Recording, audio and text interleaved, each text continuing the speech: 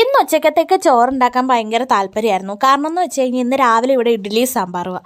ആ സാമ്പാർ ബാക്കിയുണ്ടല്ലോ, എന്നാൽ പിന്നെ ഉച്ചയ്ക്ക് ചോറും സാമ്പാറും പിന്നെ ഒരു മുട്ടയും കൂടെ പൊരിച്ച് കഴിഞ്ഞാൽ പണി കഴിഞ്ഞില്ല. അപ്പോൾ ചോറ് മാത്രം വെച്ചാൽ മതി. എന്നാൽ പിന്നെ നേരത്തെ ചോറൊക്കെ വെക്കാമെന്ന് വിചാരിച്ചു. ഒരു 10 മണിയൊക്കെ ആയപ്പോഴത്തേക്കും ഞാൻ ചോറ് വെക്കാൻ തുടങ്ങി കേട്ടോ. അങ്ങനെ ചോറ് വെച്ചുകൊണ്ടിരുന്നപ്പോഴാണ് ഒരു കോളിഫ്ലവറായിട്ട് വന്നിട്ട് പറയുന്നത്, ഇതൊന്ന് തേങ്ങ വറുത്തരച്ചിട്ടൊന്ന് ഡ്രൈ റോസ്റ്റ് പോലെ ചെയ്തു തരുമെന്ന്.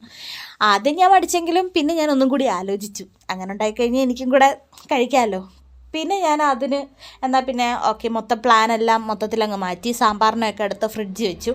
അതിൻ്റെ ശേഷം തേങ്ങയൊക്കെ എടുത്ത് ഫ്രീസറിൽ നിന്ന് എടുത്ത് താഴെ വെച്ചു. എന്നിട്ട് കുറച്ച് പയറും കൂടെ വെള്ളത്തിട്ടുണ്ടായിരുന്നു, പയറിൻ്റെ തോരനും കൂടെ വയ്ക്കാൻ.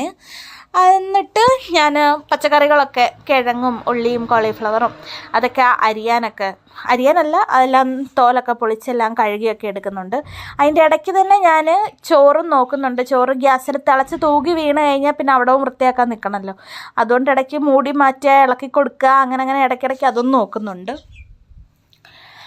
അങ്ങനെ ഉള്ളിയെല്ലാം എടുത്ത് എല്ലാം അരിഞ്ഞ് അതിൻ്റെ ഇടയ്ക്ക് തന്നെ ഞാൻ പിന്നെ കുറച്ച് സമയം കഴിഞ്ഞപ്പോൾ വെള്ളത്തിലിട്ടിരുന്ന പയർ വിസിൽ കയറ്റിയിട്ടുണ്ടായിരുന്നു. ചോറ് വെന്തതിൻ്റെ ശേഷം ആ അടുപ്പത്തേക്ക് തന്നെ പയറും വേവിച്ച് വെച്ചിട്ടുണ്ട്. പയർ പക്ഷേ വേവാൻ നല്ല പാടായിരുന്നു.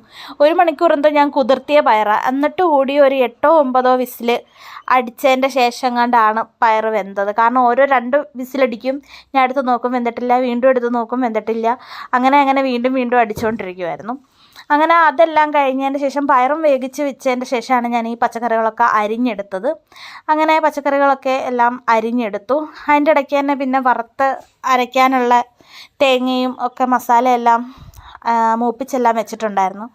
അതിൻ്റെ ഇടയ്ക്ക് ഇപ്പോൾ ഇവിടുന്ന് വിസിൽ വരും. വിസിലടിക്കുന്നത് മൊത്തം ആവിയായിപ്പോയി. അതിൻ്റെ ശേഷം പിന്നെ അത് മസാലയൊക്കെ അരച്ച് ഡ്രൈ റോസ്റ്റിൻ്റെ എല്ലാം റെഡിയാക്കി. അതിൻ്റെ ഇടയ്ക്ക് കൂടെ തന്നെ ഞാൻ പയർ തോരനും ഉണ്ടാക്കിയിട്ടുണ്ടായിരുന്നു. അങ്ങനെ പിന്നെ ഒരു 1 മണി 1:30 എന്തോ ആയപ്പോഴാണെന്ന് തോന്നുന്നു കഴിക്കാനെടുത്തത്. അങ്ങനെ ചോറും പയറിൻ്റെ തോരൻ, പിന്നെ നാട്ടിൽ നിന്ന് കൊണ്ടുവന്ന ഡബ്ലോളി ഉപ്പിലിട്ട ഉണ്ടായിരുന്നു. തീയലല്ല, ഇതൊരു ഡ്രൈ റോസ്റ്റാണ്. അതും പിന്നെ നാട്ടിൽ നിന്ന് കൊണ്ടുവന്ന ഡബ്ലോളി ഉപ്പിലിട്ടതും, അതിനകത്ത് കാന്താരിയും കിടപ്പുണ്ടായിരുന്നു, അതും എടുത്ത്. അങ്ങനെ ഇതിപ്പോൾ ഞാൻ ഡബ്ലോളി ഉപ്പിലിട്ട കുറച്ചധികം വെക്കുന്നുണ്ട്. കാരണം അടുത്ത വേറൊരു പ്ലേറ്റ് ഇതിനകത്തും കൂടെ മാറ്റാൻ വേണ്ടിയിട്ടാണ് ഞാൻ ഇതിനകത്തോട്ടെല്ലാം കൂടെ അങ്ങ് തട്ടിക്കൂട്ടി ഇട്ടെന്നേ ഉള്ളൂ. പിന്നെ മുട്ടയും കൂടെ പൊരിച്ചിട്ടുണ്ടായിരുന്നു. മുട്ട എപ്പോൾ ഞാൻ പൊരിച്ച് കഴിഞ്ഞാൽ അത് മൊത്തം അങ്ങ് പൊട്ടി അങ്ങ് വീഴും. അങ്ങനെ അതെല്ലാം കൂട്ടി കഴിച്ചു.